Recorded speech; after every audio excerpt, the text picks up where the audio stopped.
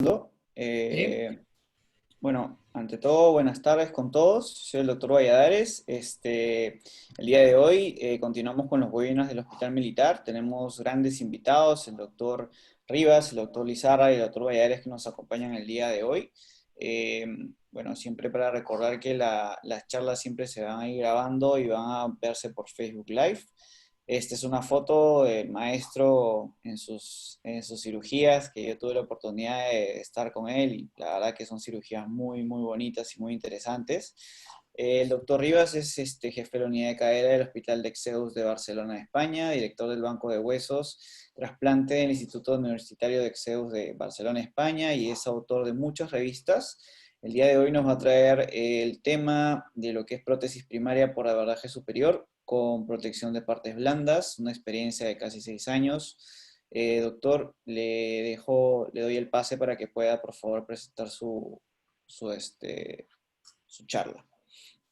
Pues muy buenas tardes. Ante todo, muy agradecido a todos y para mí siempre es un placer poder compartir el tiempo pues, con mis compañeros, con mis amigos, al otro lado del Atlántico. Es más, cuando voy al otro lado del Atlántico es que ni me doy cuenta muchas veces y parece mentira. Dice, pasas unas horas en un avión y resulta que estás en casa. O sea que tampoco, no sé, es una sensación especial y es una sensación muy agradable.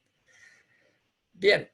Yo, el tema que propuse era algo que podría sonar un poco novedoso, más que nada en el sentido de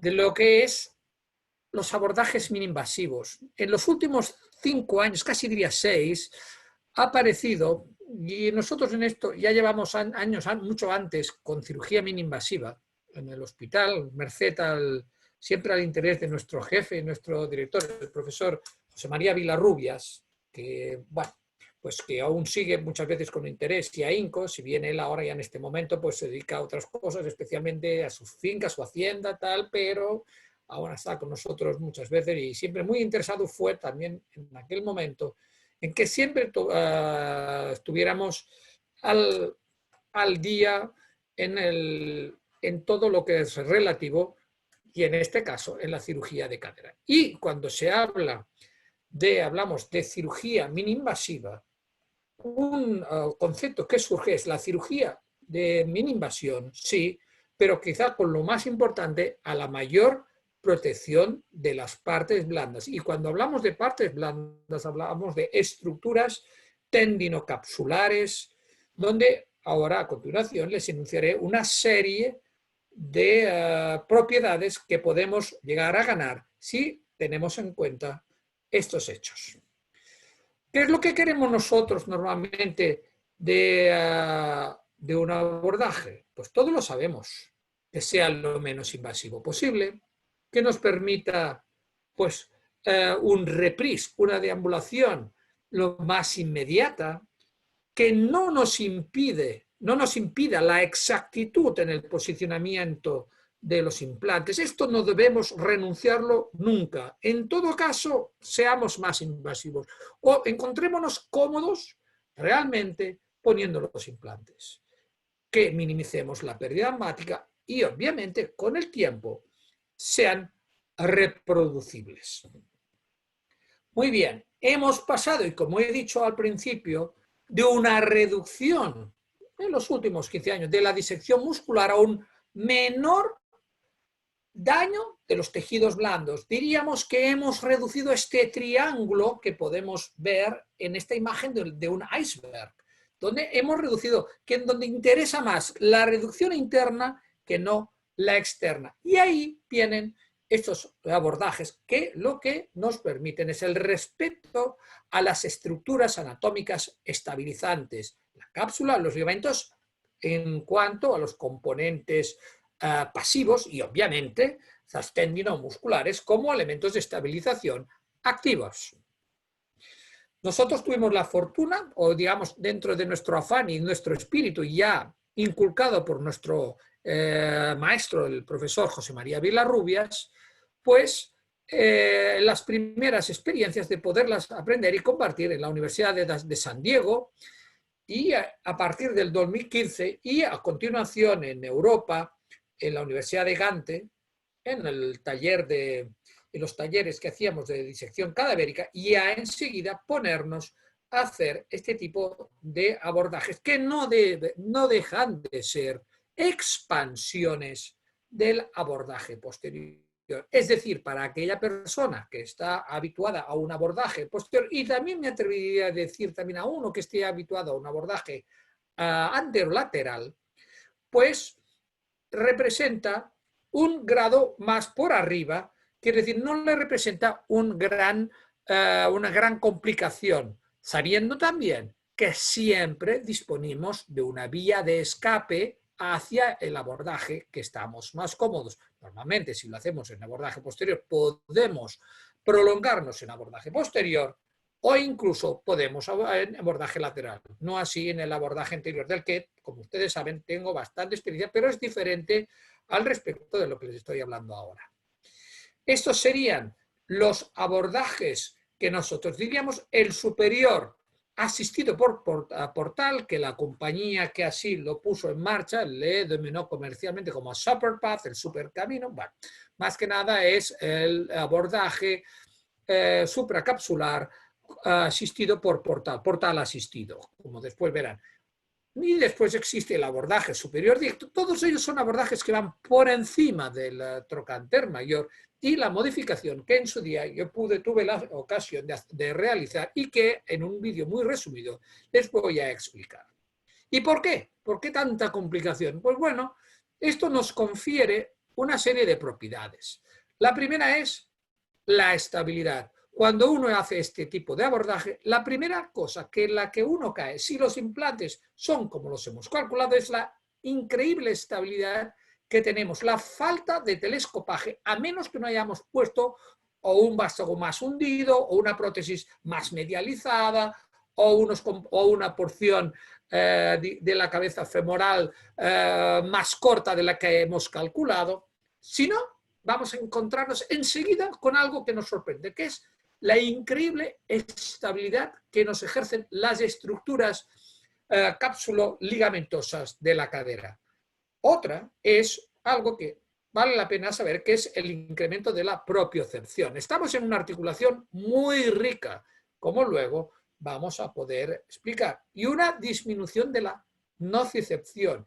Y es algo que yo diría que, como Santo Tomás, hay que verlo para creerlo. El intervalo clave, vayamos por, digamos, por lateral, vayamos por posterior, el intervalo clave es este abordaje superior entre el glúteo inferior y el piramidal junto con su tendón conjunto. Este es el intervalo a través del cual, hagamos lo que hagamos, hemos de llegar. Y hemos hablado de estabilidad porque esto nos confiere que si nosotros en realidad hacemos un abordaje en este sentido, nos vamos a encontrar una preservación de los ligamentos iliofemorales, potentísimos, como ustedes saben, los ligamentos más potentes que tenemos en la cadera, y el ligamento isquiofemoral.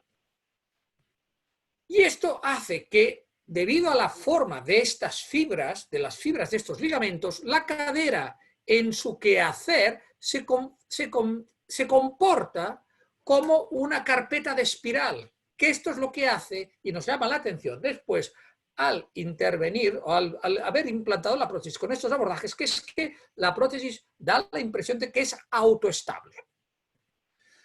Hemos dicho que también incrementan la propiocepción. ¿Y esto es por qué? Porque la cadera es muy diferente, por ejemplo, a la rodilla, es mucho más rica.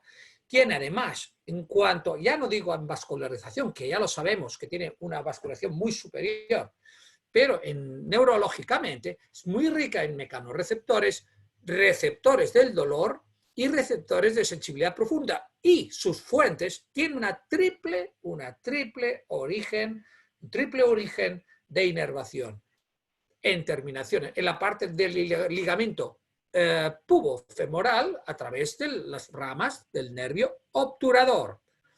La parte más importante, y que muchas veces nuestros anestesistas siempre insisten en bloquear, parte tiene razón y en parte no, pero bueno.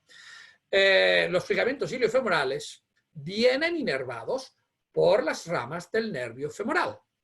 Y en la parte posterior y un poco posterolateral, el nervio ciático, que nos inervará la porción más isquiofemoral.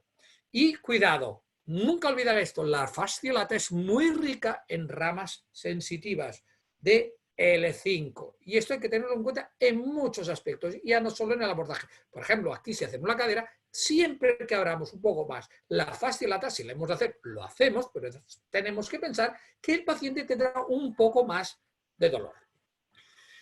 El abordaje posterior, ni que decir tiene, que es uno de los abordajes posiblemente el más versátil y uno de los más conocidos. Vienen publicaciones de principios del siglo XX, a saber si vienen publicaciones del siglo, no hay perdón, si ya se venía practicando en el siglo XIX, el profesor Langenbeck de Berlín, el profesor Theodor Kocher de Berna, y de ahí, bueno, han salido varias publicaciones, pero a saber, porque posiblemente en siglos anteriores ya se podría haber empleado. Es un abordaje tremendamente versátil para todo tipo de pacientes, o bajos, altos, grandes, obesos, en deformidades diferentes, incluso para tratar para hacer una desanquilosis de una cadera, en casos extremos de displasia residual, en casos realmente difíciles de deformidades, a veces que serán más difíciles de clasificar, porque además tiene otra cosa, que tiene la expansión, esta expansión que permite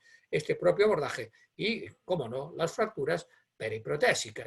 Este sería un abordaje posterior estándar, marcado aquí en azul, y aquí veríamos el abordaje mini-invasivo, que repito, aquí la diferencia recae en que si nos vamos un poco más arriba, podemos obtener una preservación en el intervalo del glúteo menor y del tendón conjunto que contiene también el piramidal que va hasta la foseta y no deja de ser el hijo del abordaje posterior. Si bien también con conocimientos de abordaje lateral se puede realizar perfectamente.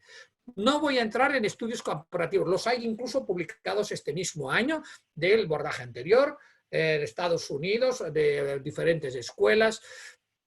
Sí que la mayoría de los estudios nos pueden explicar que sí, que los 3 primeros meses puede que el paciente vaya un poco más acelerado y sobre todo en lo que es el fast track, pero cuidado. Después, a los 3 meses, estos abordajes van a depender de otros factores porque los resultados se igualan. Y cuidado, el abordaje anterior tiene una curva un poco bastante más lenta y tiene unas tasas de complicación nunca, si quieren después lo podemos hablar, que debemos tener en cuenta. Y se lo dice una persona que ha puesto muchas veces prótesis por abordaje interior, incluso por abordaje en variación por abordaje inguinal anterior. Pero bien, lo que es importante es uno siempre sentirse cómodo. Y la otra cosa que es importante, lo más, diría yo, es que con el abordaje anterior, y especialmente al principio, no podemos dejar de lado las posibles complicaciones en cuanto a mayores complicaciones referentes al fémur, varización del componente, fracturas femorales, las famosas fracturas Vancouver A, fracturas femorales, falsas vías. Esperemos que esto ya es un poco más difícil, pero bueno, la varización, la fractura del trocánter mayor y algunas fracturas de tipo, 2 a 3 o a 8,2 son estadísticas ya un poco importantes, pero pasa y hay que saberlo, y especialmente al inicio de la curva. Y especialmente también en las primeras, ahí está fragilidad. Y algo que sí quiero insistir es en el daño muscular.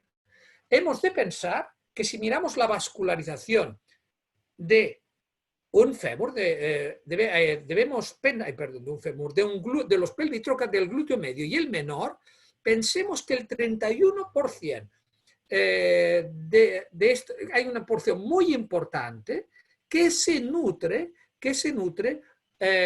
por la rama ascendente de la arteria circunfleja lateral.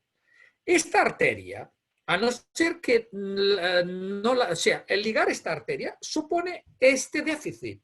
Si el paciente además ha sufrido o tiene una patología L4, L5 con una alteración del nervio glúteo superior, con una alteración también digamos, del vientre de los vientres, que incluso ya están más atrofiados, o pacientes ya más mayores, y encima le hacemos una ligadura de la arteria circunfleja lateral, señores, podemos llegar a tener un problema. Y el problema es que vamos a desvascularizar un vientre muscular de unos músculos estabilizantes activos de la cadera muy importantes. Este es un caso que tuve que ir a operar a Italia de una paciente que habían hecho unas 2 cirugías, una chica joven, con este resultado debido a una alteración, una generación grasa por 2 cirugías de revisión por abordaje anterior. Y claro, pues tuve que recurrir a esta plastia que tuve la suerte de aprender del profesor Miguel Cabanel ya hace muchos años, que me enseñó y que luego estudié, que él solo había hecho 11 casos en aquel momento, pero bueno, hemos podido aplicar a través de los años, que es la plastia activa, el colgajo activo del profesor Leo Whiteside. Bien, yo os quiero en esto, lo que quiero decir es que sí, que el abordaje posterior, si miramos metaanálisis, podemos encontrar que tiene un porcentaje un poco más alto de riesgo de luxación, pero hemos de analizar que estos datos en realidad son muy sesgados, porque hemos de tener presente, por ejemplo, algo que hemos de saber, insuficiencias tendinomusculares, pacientes que no se rigen o no siguen nuestros consejos, pacientes con secuelas o antecedentes quirúrgicos, y pensar que, claro, no es lo mismo ratios de cabezas con un 36 troncocono 12-14 o un V40 o un 10-12 a otros tipos a una cabeza del 22, esto ya lo sabemos, y hemos de saber que la utilización en casos de estos de dobles movilidades, como esta es la causa por la que nosotros utilizamos el abordaje directo superior, entonces utilizamos el abordaje en vez del abordaje portal asistido, entonces casi se reduce a cero. Bien, entonces usted me pregunta, bueno, ¿y qué prótesis primarias ponen ustedes? Bueno, nosotros, en realidad, como centro de referencia ya desde hace muchos años, desde el año 2003, utilizamos, por ejemplo, prótesis de superficie que aún seguimos poniendo en casos pero que muy seleccionados, que acostumbran a ser personas con un índice de actividad deportiva muy activo, de alto impacto algunos de ellos, demasiado jóvenes para un recambio estándar, con una densitometría ósea para un paciente de 30 años igual o superior, los criterios del profesor Thomas Gross de Carolina, la Universidad de Carolina, y índices de masa corpórea por debajo de 30. Si se regimos, y el paciente tiene que cumplir, obviamente, los dictámenes de los protocolos específicos para pacientes, es decir, nosotros no los alentamos. Si son los pacientes desean esta prótesis, tienen que seguir el protocolo que ya la European Hip Society, y en nuestro caso también la Sociedad Española de Cirugía de Cadera, hacemos, e incluso con el consentimiento informado. Y lo digo esto hoy a colación porque precisamente anteayer salió esta publicación en la que precisamente la que también participó nuestro compañero de España, el doctor Oliver Marín y el doctor Rafael González Adrio, con sus unas series importantes, pudimos aunarnos con entre todos 27 cirujanos, 13 países, en 11.382 prótesis en menores de 50 años y que nos dan una tasa de supervivencia por encima del 90% en global a los 22 años, con un intervalo de confianza del 95%. Yo no digo que el metal sea la panacea, porque no estoy de acuerdo y sabemos, y además tiene sus riesgos. Pero es que hoy día, y tardaremos, al menos en Europa, en tener pares de fricción que sean superiores para este tipo de implante. Pero bien explicado a muchos pacientes, y algunos ya lo son sabedores, los pacientes son compliantes, es decir, son pacientes que sí lo desean y desean hacer su seguimiento. Y la verdad es que si tú tienes una prótesis que te da una tasa de supervivencia más allá del 90% a los 22 años, por de pronto, y el paciente lo conoce, no tenemos tampoco muchos argumentos científicos como para decir, pues no se la ponga. Lo que sí es importante es que se ponga muy bien y que sea muy estricto en la indicación. Este es un caso de un paciente que muchos de ustedes habrán oído hablar, un jugador profesional de fútbol, como otros tantos, como el famosos jugadores de tenis o lo que quieran, y que, bueno, pues es lo que viene a ser. La mayoría de las veces lo que sí que hacemos es implantar esto. Esto es lo más clásico. Esto es lo que es la prótesis. Nosotros utilizamos, dependiendo del diámetro del acetábulo, cabezas 32 o tendemos a cabezas 36, intentar mejorar el máximo posible la ratio de cabeza-cuello. En muchos casos, si son cerámica, en cerámica o cerámica, el polietileno de alto entrecruzado. Y en algunos casos utilizamos la doble movilidad, especialmente en aquellos pacientes, como pueden ver aquí, ya más mayores, aunque sea en cirugía primaria, los postraumáticos, pacientes hipermóviles. Por ejemplo, a mí me toca operar muchas bailarinas artrósicas. Ojo, comparémoslo con la otra cadera, porque cuando lo comparamos con la otra cadera, podemos encontrarnos que esta paciente luego va a tener un rango de movilidad muy alto y que es muy importante, y más sabiendo que si son personas, por ejemplo, que tienen 65 años y que aún hacen un poco clases de ballet o lo que fuere, ojo con el rango de movimiento que estas pacientes van a poder obtener al final.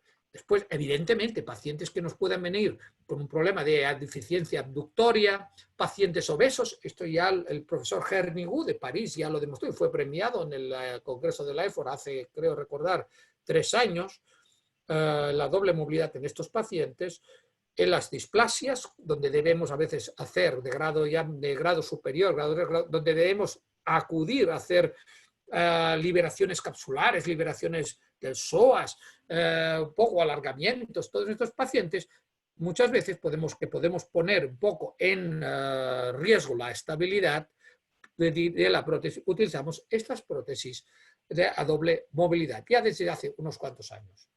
Y en estos sí que hacemos, no digo las displasias, pero los postraumáticos, los pacientes de movilidad, los primarios y los hipermóviles, utilizamos el abordaje directo superior.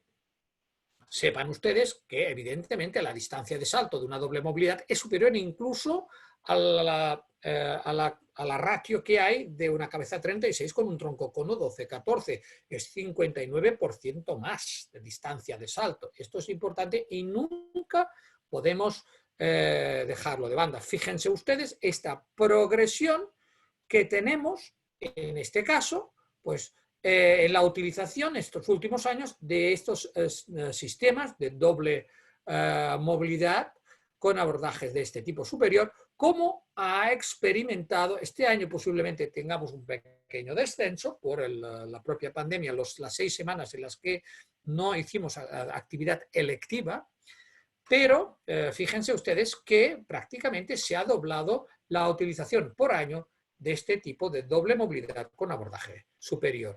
Estas serían las diferencias, pero prefiero enseñar imágenes en vídeo de los dos abordajes superiores que son primos hermanos. Son dos compañías. El paciente normalmente está situado en esta posición, que la llamaremos posición neutra, marcamos el trocánter mayor. Y el abordaje viene un poco por arriba. Nosotros hacemos pequeñas modificaciones. Este es el intervalo, vamos entre el glúteo medio, el menor, perdón, y el piriforme, y lo que hacemos es una muy pequeño, no lo desinsertamos, lo vamos apartando hasta que exponemos la porción superior y capsulotomía, exacto, superior, y ponemos ya los retractores. Es decir, estamos desde arriba. Fíjense ustedes que aquí termina la fascia lata, o sea, empieza, perdón, la fascia lata y termina la aponeurosis glútea. Y hacemos una preparación del canal de esta manera, como aquí tienen, y a continuación, una vez hemos hecho el brochado, el raspado del fémur, hacemos la osteotomía femoral que nos da el espacio para que mediante un portal vayamos a preparar el fémur.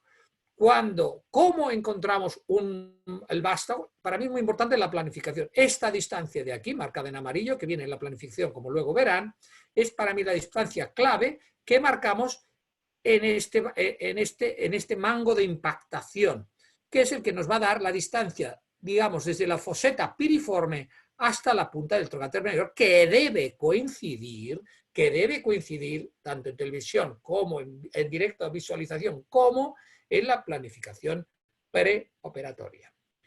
Una vez hemos hecho esto, rehacemos nuestra osteotomía femoral, la hacemos con una sierra no oscilante, sino que la hacemos con una sierra normal, y lo hacemos de medial a lateral, teniendo perfecto cuidado, obviamente, del trocater mayor. Y a continuación, lo que hacemos es el fresado acetabular. Colocamos este sistema de aquí, luego les voy a presentar un pequeño vídeo que les será mucho más sencillo, y a continuación ponemos el implante a través de la ventana superior. Este sería el portal que hacemos.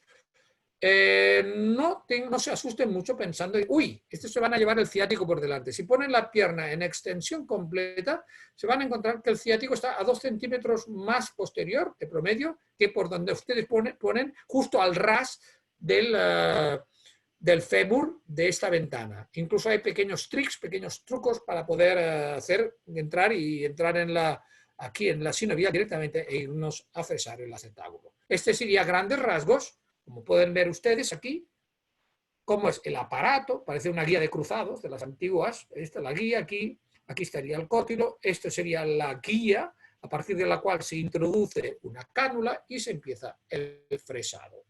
Esta sería la introducción del implante y a continuación la red. Y este es el vídeo que nos proporciona, por ejemplo, la compañía tiene un vídeo, por ejemplo, la que tiene que nos proporciona, que nosotros podemos utilizar perfectamente. El paciente se le hace una incisión y entre el segundo y el tercer tercio, dependiendo del tamaño del paciente, aquí sí que da igual un poco si hacerlo más grande, más pequeño. Además, hay que pensar siempre que siempre tenemos salida posterior. Disecamos las fibras del glúteo mayor, las separamos hasta que encontramos la grasa interglútea, es muy fácilmente identificable. Nos llevamos el glúteo medio hacia adelante, al igual que vamos a hacer con el glúteo menor. Entonces, el piriforme lo separamos a posterior, el glúteo medio y el glúteo menor irán a anterior. Hacemos nuestra capsulotomía superior, colocamos otra vez nuestros separadores y ahora ya tenemos el hueso expuesto. Se fresa directamente ya el canal. A mayor aducción, más sencillo de colocación. A mayor abducción, riesgo de varizar. Es decir, nos vamos a encontrar más cómodos dando más aducción al paciente para poder fresar el canal. Y a continuación vamos preparando nuestras raspas. Y esto de la distancia esta que había ya mencionado con anterioridad. Una vez hemos conseguido ya en la última, dejamos la raspa in situ, sacamos el mango, hacemos la osteotomía del cálcar y retiramos con un doble chance la cabeza femoral. Esto nos da espacio a poder presentar y preparar el acetábulo. Una vez preparamos este acetábulo y lo tenemos ya bien expuesto, vamos a hacer un portal. Nos ayudamos de estos separadores. Este es el doble Gelpi angulado, el separador de Romagnelli. Y a continuación colocamos este aparato guía que, vuelvo a repetir, si lo colocamos en extensión, dejamos el nervio ciático 2 centímetros por detrás. O sea, más cerca está del reborde anterior, casi la femoral, cuando fresamos, que aquí el ciático. De hecho, yo no he visto en mi vida un ciático por esta técnica. Dios quiera que mañana no sea, pero bueno, tengo que decirlo de esta manera. Y llevamos más de 5 años haciendo esta técnica, tanto el doctor Carlomagno como el que les habla aquí. Una vez ya colocamos los componentes, pues ya podemos colocar primero las pruebas, después el componente definitivo, y colocamos una cabeza. Hoy día, evidentemente, no utilizamos grandes diámetros de metal, ni mucho menos, sino cabezas del 36 y, dependiendo del diámetro del cótilo, cabezas del 32. Reducimos y la verdad es que la sensación es brutal la sensación. Aquí vemos, por ejemplo, en vástagos cortos, yo lo utilizo también para vástagos cortos, como pueden ver aquí, no voy a explicar todo porque esto ya, no sé, yo les invito a seguir a que hagamos un día una cirugía en directo o lo que quieran y allí podemos hablar con pelos y señales. Esta es la planificación, esta es la bola de calibraje que tuve ya un día la invención de inventar, para decir la invención de inventar y que luego una compañía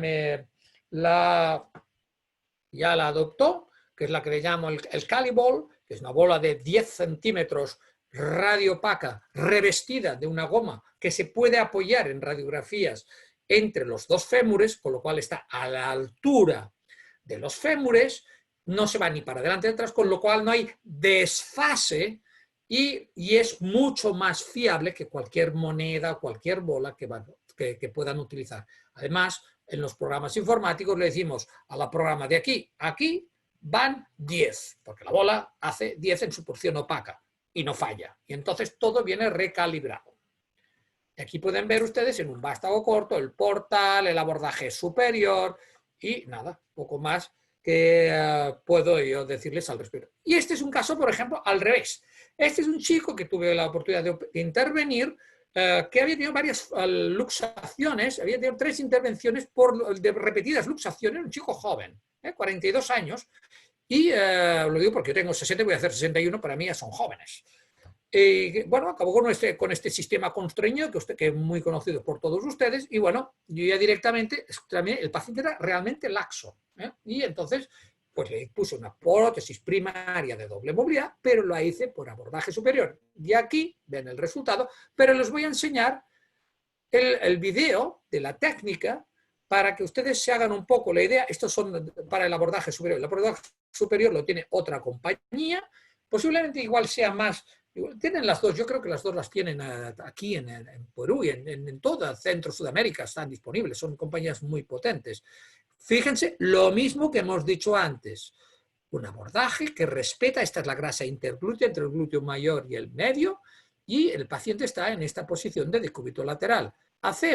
Aquí sí que hacemos un marcado de lo que es el tendón conjunto y hacemos una pequeña ventana, porque si no, no podríamos introducir un sistema de doble movilidad. Pero, ojo, podríamos prolongado posterior, pero no se prolonga a posterior. Fíjense aquí vendría el obturador externo, viene el cuadrado crural y eso asoma la cabeza. Se mide con nuestras mediciones preoperatorias y se hace la osteotomía de la cabeza femoral. Y luego con 2 escrópulos, uno gubia y otro redondo, hacemos una maniobra de retroversión y sacamos la cabeza. Con esta hacemos el raspado progresivo según nuestra planificación y controlando la versión que nosotros queremos dar en este paciente, como ustedes pueden ver perfectamente, hasta que, bueno, que les voy a explicar, ustedes lo sabrán mejor que yo, hasta que encontramos el componente que resulta estable. A continuación, una vez ya hemos realizado todas estas comprobaciones, pues ya finalmente miramos, comprobamos. Yo saben que soy un maniático, Cristian lo sabe perfectamente porque me ha sufrido en este sentido, el doctor Valladares, cuando ha estado conmigo, que siempre me gusta medir primero antes y después y durante.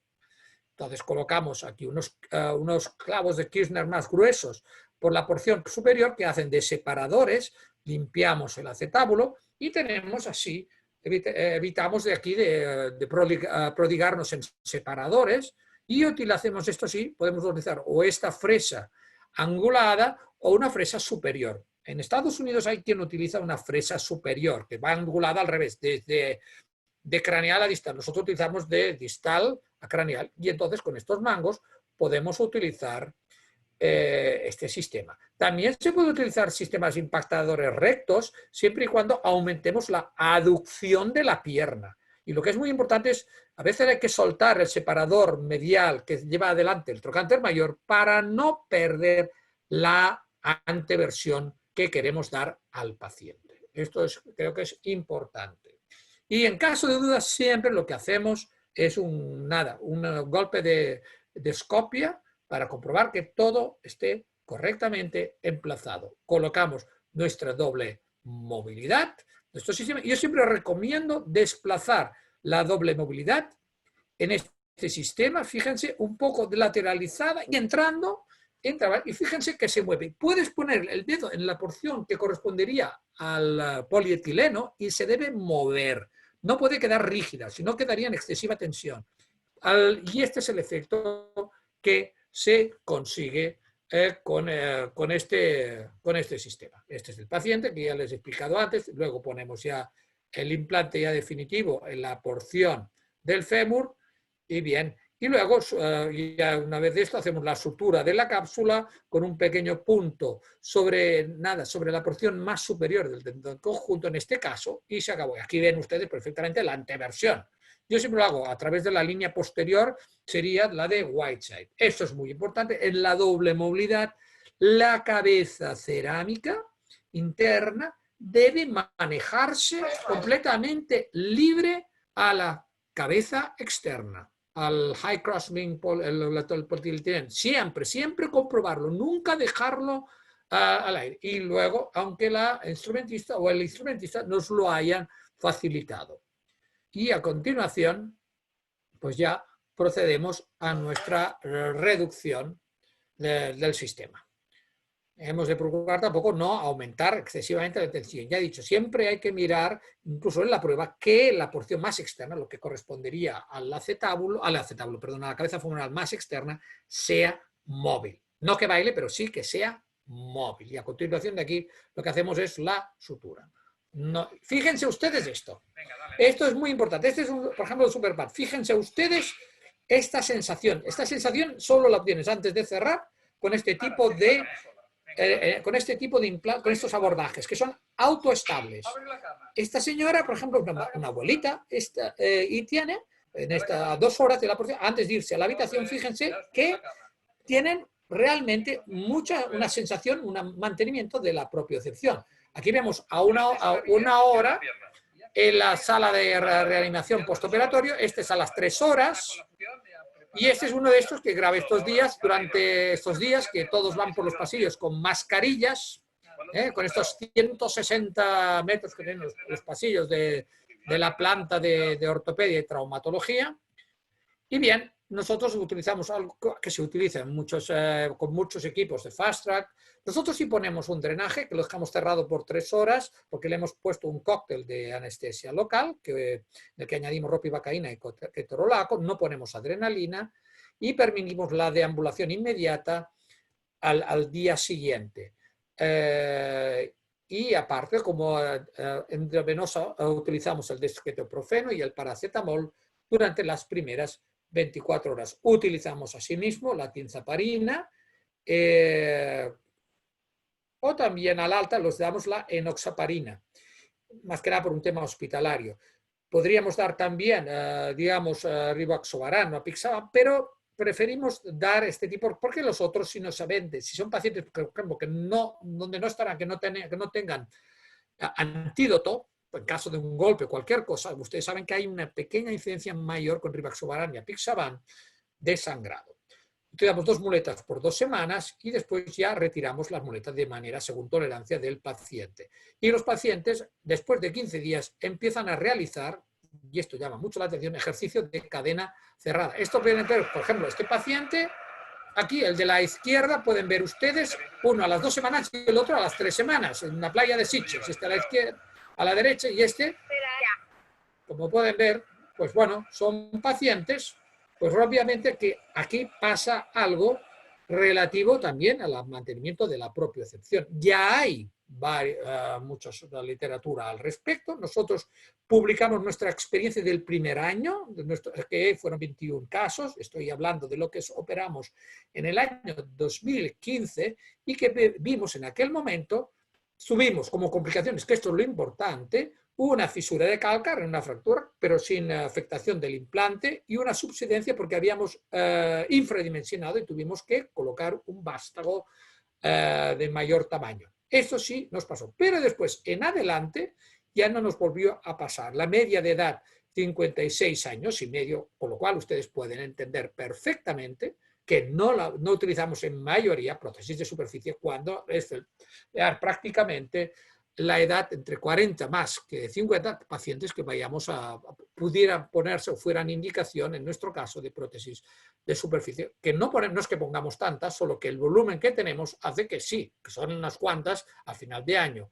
La inclinación acetabular se puede controlar muy bien y tenemos 2 puntos, algo más de 2 puntos de menor dolor a la escala EVA que nuestras enfermeras siempre toman durante el ingreso con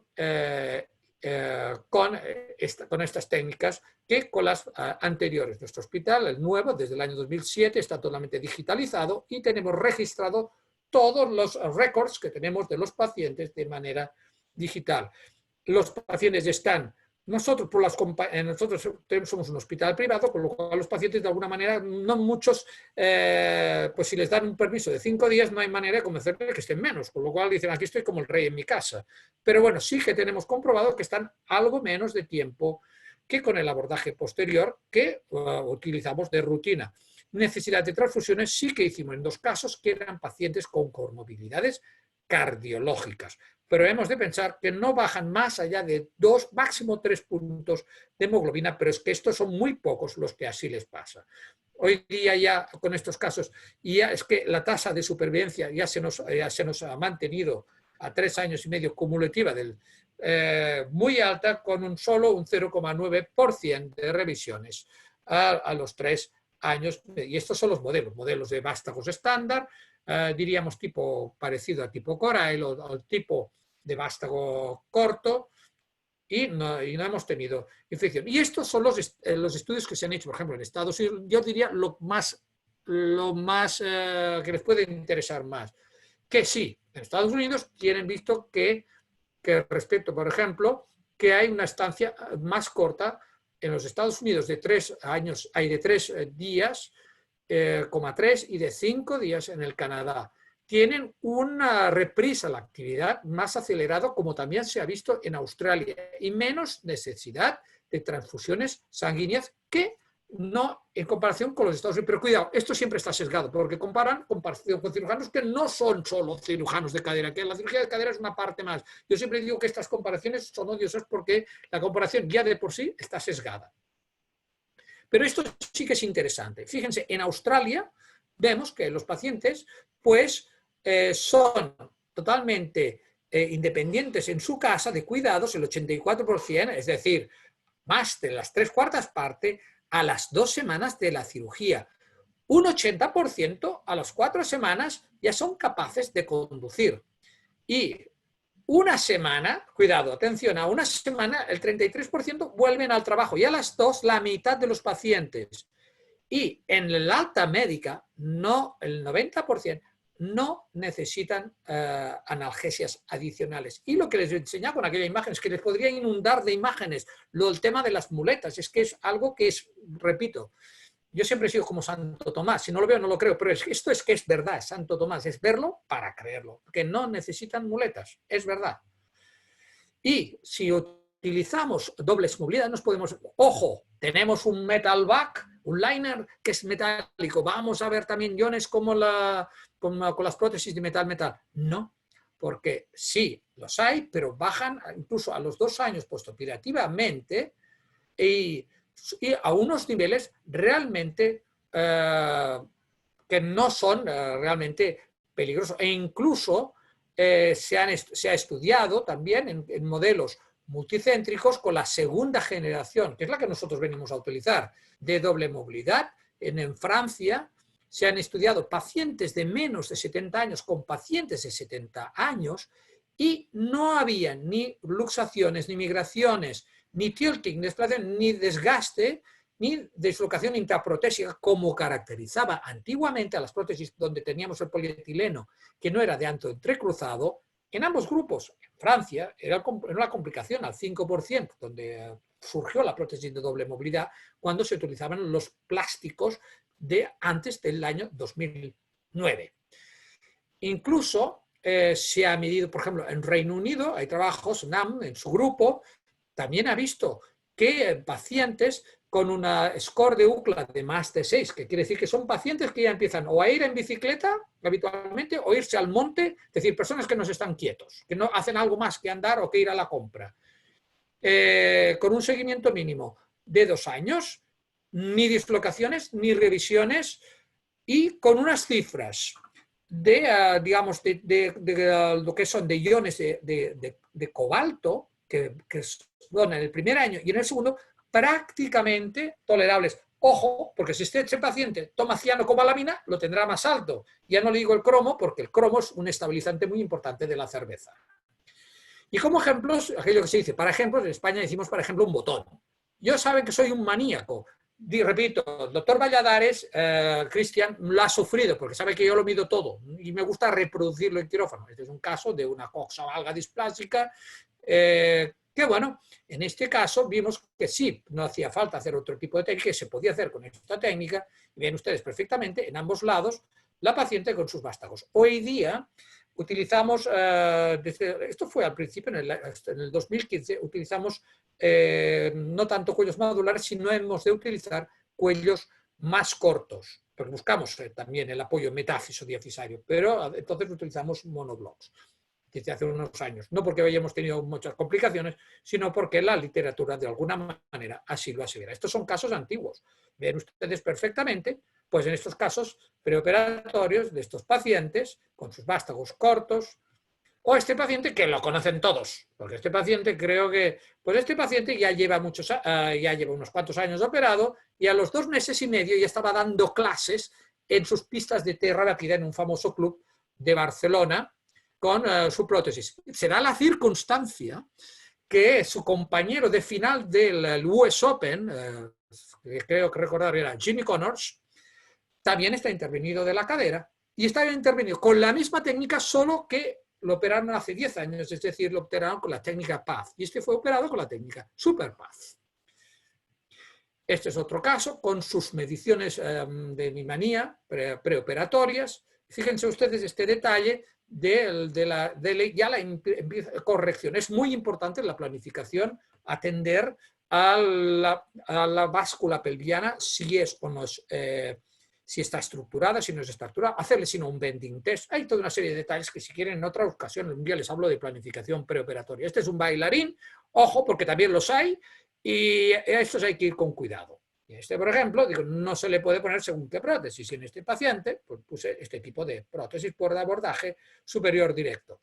Aquí tenemos el ejemplo clásico y que aquí los jóvenes, me gustaría de alguna manera insistir, cada vez van a encontrar pacientes, muchos que ya tienen instrumentaciones, con lo cual la pelvis se deflexiona, ya la tienen que te está apuntando. En Italia les llaman cotilos valientes, que quiere decir que son valientes porque se van a luxar.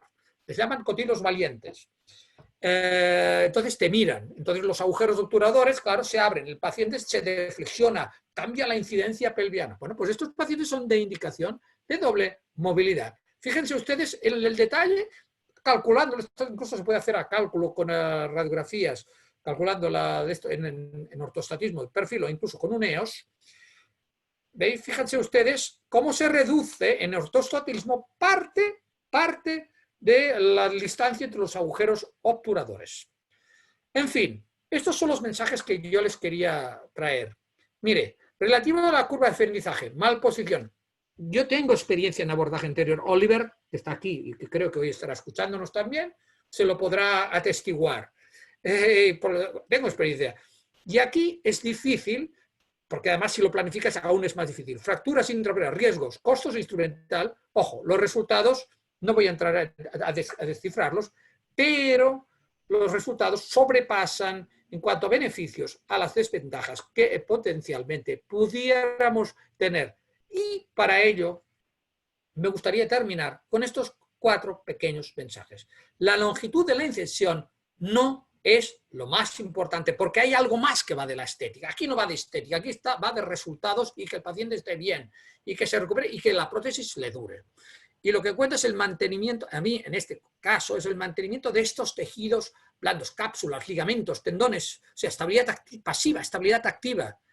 Y ojo, que esto nos proporciona estabilidad, propiocepción y una nocicepción disminuida. Y estos pacientes obtienen el máximo beneficio. Lo decía mi supervisora, la supervisora que tengo, que había sido también instrumentista de un famoso cirujano y presidente de la Sociedad Española de Cirugía de Cadera, dice: doctor, esta operación que usted hace sería muy buena para los ancianos con artrosis, porque son los que más se me dicen. Pues sí, señor, tiene razón. se puede hacer, pero hay que saberla hacer. No es para decir que es muy reproducible, hay que aprenderla. Y la cirugía, entiendo que mínimamente invasiva, cuando se adquieren adecuadamente las habilidades, no debiera traer riesgos. Es decir, y quisiera agradecer aquí a mis compañeros con los que vamos turnando, que son los verdaderos también portadores de esta Harley Davidson, que son estos separadores, que son el doctor Carlo Magno, Vittorio Bellotti y Emanuele Astarita, y el doctor Ramírez y el doctor Chacón. Y les recuerdo que el año que viene, si Dios quiere, y esperemos que así lo sea, pues vamos a celebrar el Barcelona Hip Meeting entre los días 19, 20 y 21. Ya saben que el primer día lo dedicamos a cirugía de preservación y el 20 y el 21 a protética. Y en septiembre, la segunda edición del European Hip Sports Meeting, es decir, de patología deportiva de cadera en las instalaciones del Fútbol Club Barcelona, y si Dios mediante, si la pandemia no nos pone trabas en el asunto, podríamos celebrar algo que quizá a nuestro amigo Oliver no le gustará mucho, pero ya a mí no me dio ningún ataque de alergia. Estar en el restaurante de Santiago Bernabéu y muy a gusto, y encima me traje a mi hija, estaba que estudia en Madrid, y nada más, no quiero entrar aquí. Aquí estamos todos, como se dice, a la orden, para lo que ustedes necesiten. Estamos al ladito mismo del estadio y nada. Y muchas gracias por haber podido, nada, seguirme y disculpar por el tiempo o la demora. Creo que vale la pena inculcar todos estos conceptos porque no se puede, de alguna manera, dejar de banda. Muchas gracias. Perfecto, doctor. Muchísimas gracias por la presentación. En realidad esa técnica es muy interesante. Le doy pase al doctor Lizárraga para que pueda dar su apreciación.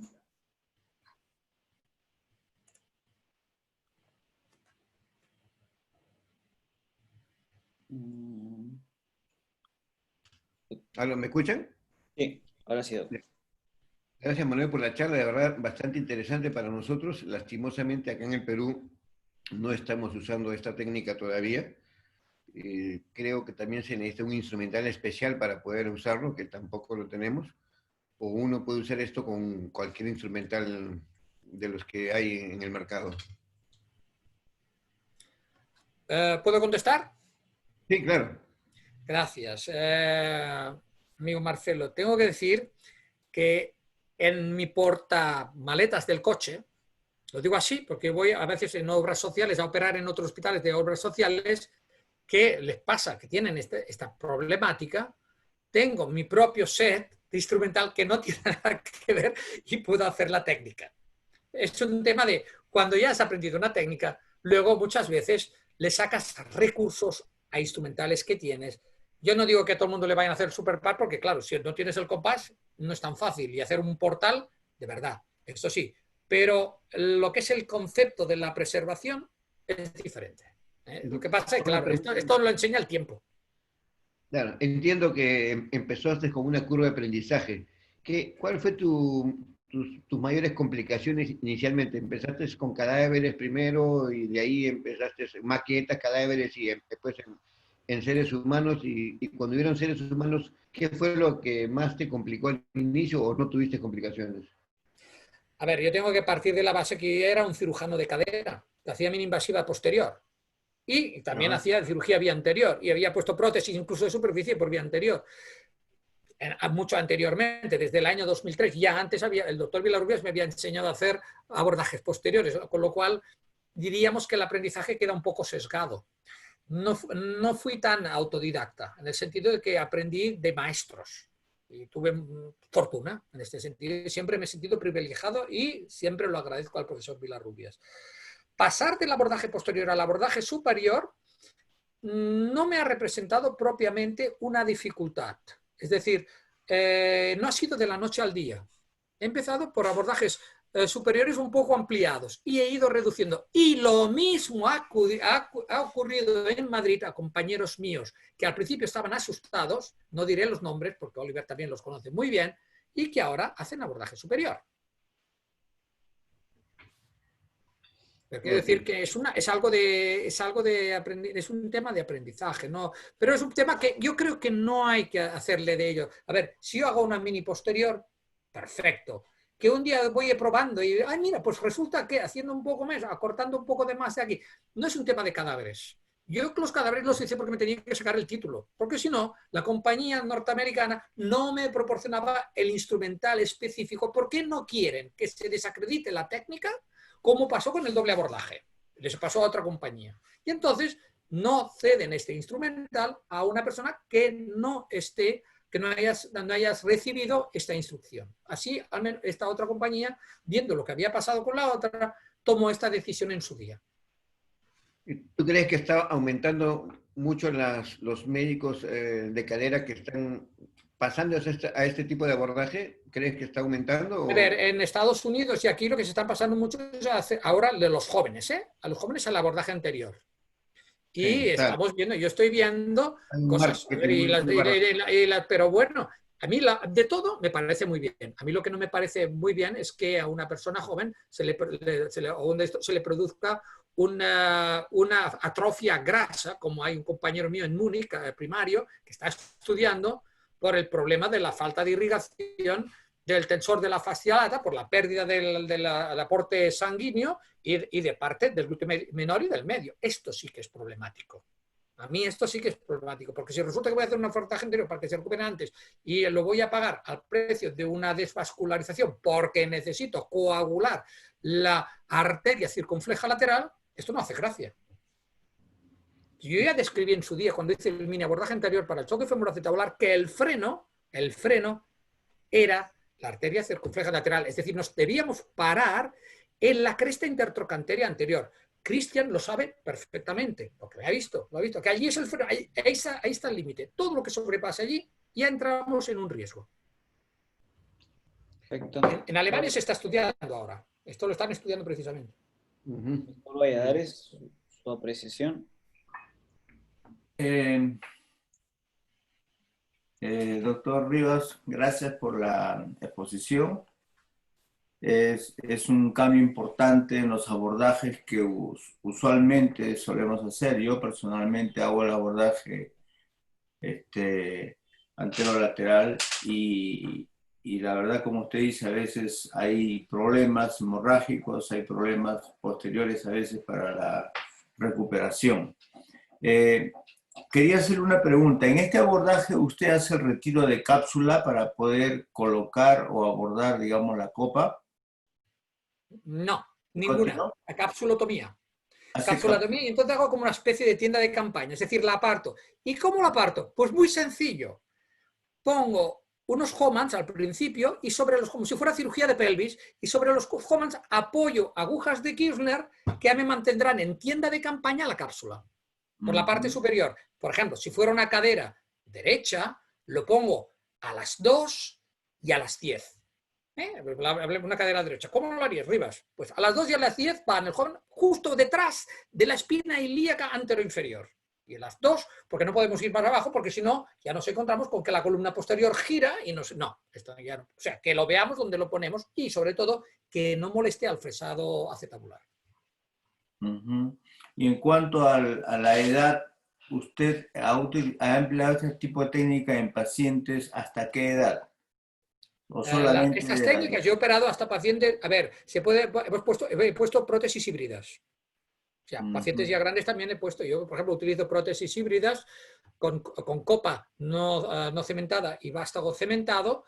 La he utilizado también y se puede utilizar perfectamente. Entonces, no existe para mí un límite tal como tal. Claro, lo importante aquí es el abordaje que hace para evitar algún problema posterior. Tal cual. Ya el tipo de paciente que tiene es el tipo de prótesis que va a colocar, ¿no? Exacto, es que es lo que decía diríamos, esto que al principio hacía años, decía mi supervisora, que estaba instrumentista conmigo, que decía, doctor, esta cirugía es ideal para los pacientes añosos, porque si usted no sabe hacer esta operación, para los añosos aún se van a beneficiar. Y sí, me encendió la lucecita. Lo que no voy a hacer es que los residentes, las personas en formación, se pongan a hacer este abordaje. porque primero necesitan otros pasos y no son los que están en las guardias, en las urgencias. Esto es para decir, si tú ya como experto en cirugía de cadera, lo puedes hacer a tus pacientes, pero tampoco puedes tener el intento de decir, pues que todo el mundo lo haga. Esto no es así, no es real. Doc, yo le tengo una pregunta. Ahí vi también que tenía un caso de un paciente que volvió a la actividad deportiva no profesional, sino de repente semiprofesional o activa. ¿Esa es la expectativa de cada paciente con este tipo de abordaje o depende mucho de la prótesis que le coloque o depende mucho de la enfermedad que tenga? Yo creo que en esto podría intervenir Oliver Marín, que está haciendo ahora una recogida de datos de todos nosotros, los médicos hispanoamericanos, todos nosotros, que hacer una recogida de datos sobre las prótesis y las actividades que hacen. Creo que les habrá llegado o les llegará en breve este apunte para poder, porque se va a hacer un macro, digamos, un macro estudio que puede ser muy interesante. No, yo siempre les explico a los pacientes que no pretenda con esto hacer lo que no hacía antes. En todo caso, hará algo con mayor nivel de confort, pero nunca intentando sobreponer o anticipar expectativas que no son aquellas que el paciente hace. Por ejemplo, si es un paciente que hace 2 días a la semana, running, no sé, que corre, el paciente corre, y pesa mucho, es muy raro, porque si pesa mucho ya no corre. Por ejemplo, no sé, un índice de masa corpórea de más de 30. Esto es muy difícil. Yo nunca le voy a decir a un paciente esto porque yo sé que hay riesgos.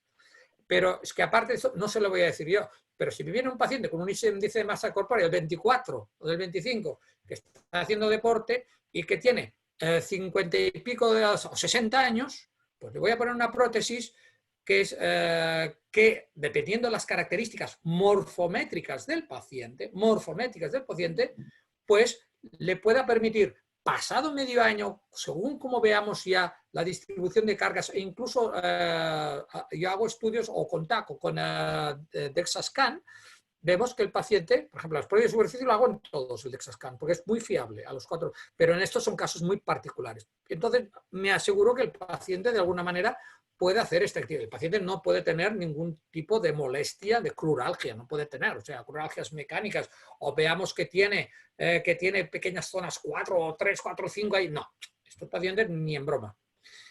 Y no me gusta, jamás me gusta dar expectativas a los pacientes que no sean las que el propio paciente se trae. Intento siempre que no piensen que con esta prótesis van a hacer lo que nunca han hecho. Esto sí que no. Esto entiendo que hay que ir con mucho cuidado porque no podemos ponerles, como alguien decía, el cirujano es el que pone las expectativas al paciente. No es verdad. Creo que no. Solo que nosotros hemos de intentar de alguna manera que los pacientes de alguna manera entren en la razón de aquello que sí verdaderamente que pueden hacer con un nivel de confort, pero no, y ni mucho menos a niveles que creo que no son aquellos que pudieran ser los más aceptables. Porque lo desconocido, o sea, los efectos de la generación de calor de los implantes, por ejemplo, no está tan clara. La generación de calor por el movimiento, por el impacto, por el alto impacto. Se sabe que las tasas de supervivencia, esto estudiaron en Francia, bajaban casi a los 12 años un 10% de las tasas de supervivencia de los implantes en relación con la actividad de alto impacto. Esto está estudiado. Lo estudiaron en Marsella. Lo he estudiado y está publicado por el doctor Olivier y está bien estudiado. Entonces, esto hay que explicarlo a los pacientes. Dice, oiga, si usted sepa que hay estudios que demuestran que tiene unas chances que estadísticamente va a gastar más la prótesis.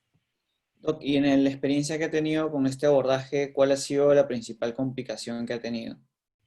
La principal depende. Por ejemplo, no podemos comparar un abordaje con una duomovilidad, un directo superior, con un superpath. La principal complicación, fuera de aquellas dos que he mencionado al principio de la curva, la principal complicación del superpath es el tiempo. No sé, yo soy muy lento, o mis compañeros son lentos, pero no es un día para operar cuando vas con prisas. Y lo tengo que certificar así. La complicación principal es el tiempo. No es una operación para ir a toda castaña. Esto de entrada. Es una operación meticulosa, que si no, no te perdona. O sea, es saltarse pasos. Si te saltas pasos, pues pasan cosas. A mí el doctor Amstutz, cuando me enseñó, y Paul Bolé, cuando me enseñaron a hacer resurfacing, dice, Manel, tienes que hacer las prótesis de resurfacing en 2 horas. Como las hagas en menos, que decir que te saltan los pasos. Y tenían más razones que los santos.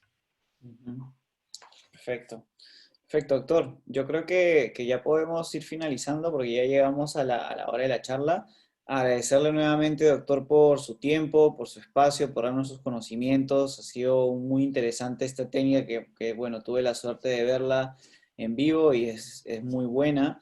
Y claro, siempre tan metódico a la hora de planificar. Creo que es uno de los pocos médicos que conozco que planifica siempre sus cirugías y está con las plantillas antes de cada cirugía en el quirófano. Así que muchas gracias, doctor, por estar con nosotros. Para mí ha sido un placer también, igualmente, estar con todos, con el doctor Lizarraga, con el profesor también, el doctor Víctor Manuel, con usted mismo, con Cristian y con todas las personas que están con nosotros. Para mí es un placer y siempre estoy aquí a la orden. Y tremenda ilusión que cuando termine este dolor de cabeza que estamos todos arrastrando, pues nos podamos reencontrar y compartir nuestras experiencias y nada. Y Perfecto, decirles, doctor. nada, que aquí estamos, a la orden. Listo, doctor. Gracias, doctor Lizarra, doctor Valladares. No se les escucha esta, creo. Muchas gracias. Gracias, Manuel. Un abrazo. Gracias, doctor Muchas Valladares. gracias. Muchas gracias a todos. Y hasta la próxima. Gracias. Muchas Saludos. gracias. Gracias.